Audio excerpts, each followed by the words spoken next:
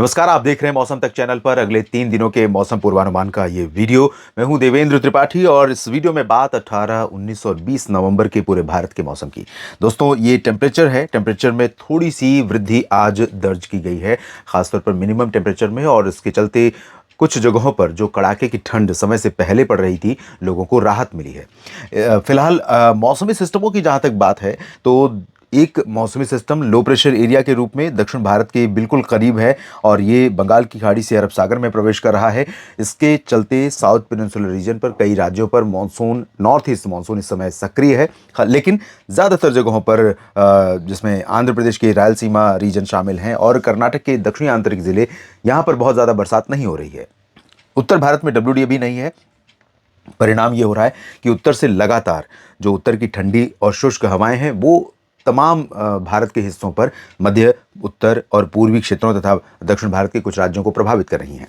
लेकिन पिछले कई दिनों से आपने नोटिस किया होगा कि हर पूर्वानुमान में मैं ये बताने का प्रयास कर रहा हूं कि हवा का रुख अलग अलग ऊंचाई पर बदल रहा है, क्योंकि हवा का मतलब सिर्फ वही नहीं है जो हमें महसूस होती है, जिसको हम चलते हुए पेड़ पौधों को हिलते हुए देखते हैं, बल्कि जब हाइट यानी सरफेस से, धरती की सतह से सरफेस की ऊंचाई, जब सरफेस से जब ऊंचाई बढ़ती जाती है 100 मीटर, 200, 500, 1000 मीटर यानी 1 किलोमीटर, तो वहाँ पर अलग दिशा की हवा का व्यवहार और उसका प्रभाव अलग होता है। और यहाँ पर ये जो हवा दिख रही है ज़्यादातर थोड़ा सा हाइट वाली है, जिस पर सरफेस पर अभी भी थोड़ा सा उत्तर की हवा का प्रभाव है, लेकिन यहाँ पर ये जो पूर्वी क्षेत्र है और मध्य क्षेत्र, यहाँ पर अहमदाबाद से लेकर के इधर रांची और कोलकाता समेत गंगीय पश्चिम बंगाल और पूरा मध्य क्षेत्र, और इधर पूर्वी उत्तर प्रदेश से लेकर बिहार तक का हिस्सा, इन सभी भागों पर बंगाल की खाड़ी की हवाओं का प्रवाह जो कई दिनों से ऊंचाई पर जारी था, वो धीरे धीरे नीचे की तरफ पेनिट्रेट हो रहा है। और इसकी वजह से क्या हो रहा है कि यहाँ पर टेम्परेचर में धीरे धीरे अंतर आ रहा है, बढ़ोतरी हो रही है, ऐसा कहना ठीक नहीं है, क्योंकि वो सामान्य से नीचे चला गया था, सामान्य रहना चाहिए था, सामान्य से नीचे बना हुआ था। रीवा में, इंदौर में, राजगढ़ में कल 5.5 डिग्री सेल्सियस तापमान रिकॉर्ड किया, 5 डिग्री सेल्सियस तापमान रिकॉर्ड किया गया। और भारत भर में मध्य प्रदेश का ये राजगढ़ स्थान पूरे भारत में मैदानी क्षेत्रों में सबसे ठंडा स्थान रहा और सामान्य से लगभग 9 डिग्री बिलो टेम्परेचर था ये। भोपाल में भी तापमान की वही स्थिति रही, 5.2 डिग्री सेल्सियस तापमान रिकॉर्ड किया गया था। लेकिन आज परिस्थितियां बदली हैं। अब अगले 3 दिनों में क्या कुछ परिवर्तन हो सकता है, इसकी बात करेंगे, लेकिन उससे पहले जो तापमान में परिवर्तन आया है उसको मैं चाहूंगा कि आप एक बार देखें। यहाँ पर आप देख सकते हैं श्रीनगर में और काजीगुंड में, यानी उत्तर भारत के पहाड़ों पर भी 2, 2.5, 3 डिग्री सेल्सियस तक शून्य से नीचे पहुंचा था पारा, वो थोड़ा सा बढ़ा है। काजीगुंड में 1.3 रहा शून्य से नीचे, और श्रीनगर में 1.8, हालांकि जमाव बिंदु से नीचे है। बनिहाल में 1 डिग्री सेल्सियस, गुलमर्ग में 2 और 2.9 रहा। मनाली में, भुंतर में 4.5, 6 डिग्री सेल्सियस मुक्तेश्वर, कुमाऊं में दर्ज किया गया है, और सुंदरनगर में भी इतना ही तापमान रहा है। हिसार में तापमान 6.3 रहा। तो उत्तर भारत के जो मैदानी क्षेत्र हैं, इतने, ये जो 7-8 स्थान देखे आपने, ये सारे पर्वतीय रीजन है। मैदानी क्षेत्रों की शुरुआत होती है हिसार से, जहां पर तापमान 6.3 रहा। इस तरह से हरियाणा का हिसार 18 नवंबर को पूरे भारत में मैदानी क्षेत्रों में सबसे ठंडा स्थान रहा। और इसके बाद पंचमढ़ी मध्य प्रदेश में 6.4, बारापानी में 6.5, जेऊर में 7 डिग्री सेल्सियस तापमान दर्ज किया गया है। अंबिकापुर में स्टिल लगातार सर्दी जारी है। अंबिकापुर छत्तीसगढ़ में, जहां पर 7.3 तापमान रिकॉर्ड किया गया, 7.3 जी। उमरिया में 7.6, इंदौर में भी कड़ाके की ठंड जारी है, लेकिन परिस्थितियां बदली हैं। 7.7 पहुंचा है। नौगांव में 7.8, और इतना ही तापमान शिमला में रहा। तो मध्य प्रदेश का नौगांव और हिमाचल प्रदेश का नौगांव, शिमला, ये दोनों एक समान ठंडे रहे आज सुबह के समय। फुलबनी में 8 डिग्री सेल्सियस इतना ही पारा रहा। शिवपुरी में और भोपाल में तापमान 8.2 रहा। रीवा में भी तापमान 8 डिग्री सेल्सियस के आसपास ही बना हुआ है। तो ये स्थितियां हैं, लेकिन जो वृद्धि आप देख रहे हैं वो आने वाली है। और एक WD उत्तर भारत के करीब से गुजरा है, और उसके प्रभाव से थोड़ा सा मॉइस्चर जो आया था पीछे से, अलग अलग स्रोतों से यहाँ नमी इकट्ठा हुई थी, अरब सागर या खाड़ी जो है, खाड़ी क्षेत्र से जो यहाँ पर नमी आई थी हवा के माध्यम से, वो कहीं ना कहीं क्लाउड में कन्वर्ट हुई है। थोड़े से बादल यहाँ से गुजर रहे हैं। तो आज दिल्ली में चमकती धूप है, उस उत्तरी हवा है। पंजाब हरियाणा में चमकती धूप है, लेकिन बीच बीच में ये बादल, हल्के हल्के बादल यहाँ से मूव करते हुए नजर आएंगे। जम्मू कश्मीर, हिमाचल पर भी नजर आएंगे, लेकिन इन बादलों से कुछ परिवर्तन नहीं होगा। उत्तर भारत में अभी WD कोई स्ट्रांग नहीं है, इसलिए ये हवा यहाँ जारी रहेगी और इन भागों में कड़ाके की ठंड बनी रहेगी। सुबह और दिन का तापमान भी सामान्य से नीचे रहेगा। इधर तापमान, जैसे मैंने कहा, बढ़ा है और वृद्धि होने की संभावना जल्दी ही है, और बादल भी धीरे धीरे आने वाले हैं। पूर्वोत्तर भारत में भी ड्राई वेदर है। इधर आंध्र प्रदेश, तेलंगाना और कर्नाटक के उत्तरी आंतरिक रीजन से लेकर महाराष्ट्र और गुजरात, इन सभी क्षेत्रों पर भी ड्राई और क्लियर वेदर है। मुंबई से लेकर भुवनेश्वर के बीच ये जो 20 डिग्री उत्तरी अक्षांश की लाइन है, इसके आसपास के नीचे जो हिस्सा है, इन तमाम जगहों पर क्योंकि नमी लगातार बढ़ती जा रही है और नमी बढ़ने के कारण सरफेस से लेकर अलग अलग ऊंचाई पर नमी बढ़ने के कारण यहां पर हल्के हल्के बादल दिखाई पड़ने शुरू हो सकते हैं, क्योंकि दक्षिण और मध्य भारत के कई राज्यों पर मौसम बदलने वाला है। अनुमान यह है कि 22 नवंबर को एक नया निम्न दबाव का क्षेत्र बनेगा जो आगे चलकर स्ट्रांग हो सकता है, डिप्रेशन या तूफान बन सकता है, और तूफान बना तो उसका प्रभाव भारत के दक्षिण में, साथ में मध्य के क्षेत्रों में भी कई जगहों पर दिखाई पड़ेगा। तो वो कहते हैं ना कि पहले अग्रदूत के तौर पर ये बादल आने शुरू हो गए हैं, जो ये संकेत देंगे, ये संदेश देंगे कि अब आपके क्षेत्र में मौसम बदलने वाला है।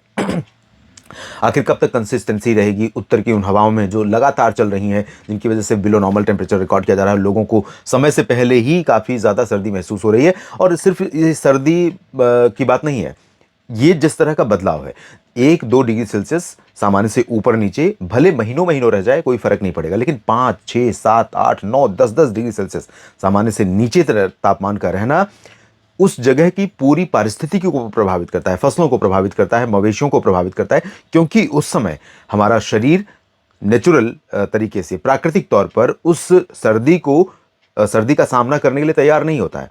भारत में जिस तरह की जलवायु है, धीरे धीरे सर्दी बढ़ती है। अक्टूबर, नवंबर, फिर दिसंबर में और जनवरी में अपने चरम पर होती है, मध्य दिसंबर से मध्य जनवरी के बीच में। तो उस समय ग्रेजुअल जब सर्दी बढ़ती है तो हमारे शरीर की क्षमता उस सर्दी को सहने की बढ़ती जाती है। और जिस तरह से हमने देखा अचानक सर्दी इस बार बढ़ी और टेम्परेचर डिप हुआ, तो ये पारिस्थितिकी के लिए ठीक नहीं है। यहाँ पर दक्षिण में बारिश कई जगहों पर होने की संभावना है। दक्षिणी तटीय आंध्र प्रदेश से लेकर तमिलनाडु, केरल और लक्षद्वीप में, कर्नाटक के आंतरिक इलाकों और आंध्र प्रदेश के रायलसीमा में भी थोड़ी बहुत बरसात आज हो सकती है। कल क्या स्थिति रहेगी 19 नवंबर को आप देख सकते हैं। 19 नवंबर को दक्षिण भारत से, क्योंकि लो प्रेशर एरिया काफ़ी दूर निकल जाएगा, दक्षिणी मध्य अरब सागर की तरफ पहुंच जाएगा, लक्षद्वीप में बारिश जारी रहेगी, केरल और कर्नाटक के तटों तथा कुछ आंतरिक जिलों पर भी बरसात की गतिविधियां बनी रहेंगी, तमिलनाडु में भी बनी रहेगी। लेकिन इंटेंसिटी आप देखिए, आज की तुलना में कल यहाँ पर इंटेंसिटी कम हो रही है, लेकिन इस इंटेंसिटी कम होने के पीछे आप देखें तो यहाँ पर एक नया सिग्नल है, जो नए सिरे से, जिसकी बात मैं कर रहा हूँ कि 22 नवंबर को नया निम्न दबाव बन सकता है और नया सिस्टम बनेगा तो वो बहुत बड़े बदलाव लेकर आ सकता है, क्योंकि आप देखिए का कवरेज एरिया अभी से बंगाल की खाड़ी के अधिकांश हिस्सों को कवर कर रहा है। तो यहाँ पर क्लाउडिंग है, बरसात होने की संभावना है, बंगाल की खाड़ी पर है। तो ये सिस्टम जब आगे बढ़ेगा तो निश्चित तौर पर काफ़ी बदलाव लेकर आएगा। फिलहाल कर्नाटक के आंतरिक रीजन में, खासतौर पर उत्तरी रीजन में, और आंध्र प्रदेश के रायलसीमा या तटवर्ती रीजन, ओडिशा, छत्तीसगढ़, महाराष्ट्र और गुजरात से लेकर झारखंड, पश्चिम बंगाल, बिहार, इन सभी भागों में क्लियर और ड्राई वेदर के बीच में धुंधला मौसम शुरू हो जाएगा और तापमान में कल और बदलाव होगा। तापमान जो नीचे गया है वो ऊपर आना शुरू हो जाएगा। मिनिमम टेम्परेचर इंक्लूडिंग भोपाल और रीवा, सीधी, सिंगरौली और पूरा महाराष्ट्र तथा छत्तीसगढ़, ओडिशा, अंबिकापुर में भी तापमान बढ़ेगा और बिहार, झारखंड, पश्चिम बंगाल में भी बढ़ेगा, उत्तर प्रदेश में भी अधिकांश जगहों पर बढ़ेगा। लेकिन पंजाब, हरियाणा, दिल्ली और चंडीगढ़ से लेकर राजस्थान के भागों पर लगातार इसी तरह का ठंडा मौसम बना रहेगा। और अब जो सर्द स्थान होंगे पूरे भारत में, मैदानी क्षेत्रों में, अगले 3 दिनों के दौरान ज़्यादातर हिस्से सीकर, हिसार या सिरसा या अलवर और चुरू हो सकते हैं, जहां पर सबसे ज़्यादा सर्दी और सबसे ज़्यादा गर्मी पड़ती है अपने अपने सीज़न में। उत्तर भारत के पहाड़ों पर कोई परिवर्तन नहीं है। पूर्व उत्तर भारत में थोड़ी बहुत बरसात की शुरुआत यहाँ पर हो रही है, क्योंकि बंगाल की खाड़ी का जो एक्टिव स्टेटस है वो प्रभावित करने वाला है।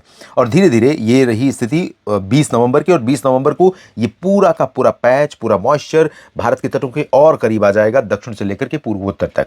तो गंगीय पश्चिम बंगाल, ओडिशा के तटों और आंध्र प्रदेश के तटों, तमिलनाडु के तटों पर यहाँ सभी जगहों पर बादल दिखने शुरू हो जाएंगे। लेकिन बरसात आंध्र से लेकर तमिलनाडु के तटों और पुदुचेरी में रहेगी संभावना। और आंतरिक तमिलनाडु या केरल और लक्षद्वीप तथा कर्नाटक के आंतरिक हिस्सों पर लाइट रेन हो सकती है। बाकी जगहों पर जब नमी, यहाँ पर आप देखिए किस तरह से नमी भोपाल तक और उज्जैन, इंदौर, देवास और बैतूल, नरसिंहपुर, छिंदवाड़ा और आसपास के भागों में पहुंच रही, सागर, सतना तक पहुंचेगी, तो ये हवा यहाँ के टेम्परेचर को बदलेगी। तो गुजरात से लेकर के झारखंड तक पूरे रीजन में दिन और रात के तापमान में और मौसम में थोड़ा परिवर्तन आएगा, थोड़े बहुत बादल दिखाई देंगे, लेकिन यहाँ पर भी कोई ऐसा बरसात की उम्मीद नहीं है इमीडिएटली। हालांकि 22 को जब बनेगा सिस्टम आएगा तब उसके बाद कुछ संभावनाएं पूर्वी और मध्य भारत में दिखाई पड़ रही हैं। फिलहाल उत्तर प्रदेश और हरियाणा, पंजाब तथा राजस्थान, दिल्ली और उत्तर भारत के पहाड़ों पर क्लियर और ड्राई वेदर के बीच में उत्तर की शुष्क ठंडी हवाओं का प्रभाव जारी रहेगा। पूर्वोत्तर में थोड़ी बहुत बरसात हो सकती है। बाकी जो उथल पुथल होने वाली है इस पर मेरी नजर लगातार बनी रहेगी। आपको अपडेट करूंगा अलग अलग वीडियो के माध्यम से। बस आप मेरे साथ बने रहिएगा मौसम तक और न्यूज मीडिया मंच यूट्यूब चैनल और मौसम तक फेसबुक पेज पर। इन दो चैनलों को सब्सक्राइब कर लीजिए यूट्यूब पर और फेसबुक पेज को फॉलो कर लीजिए। अगर आपका मौसम का अपडेट से जुड़ा हुआ कुछ काम है तो आपके लिए बेहद काम की बातें लगातार हर दिन सुबह शाम मैं करता रहता हूं। आप सभी का ये वीडियो देखने के लिए बहुत बहुत शुक्रिया।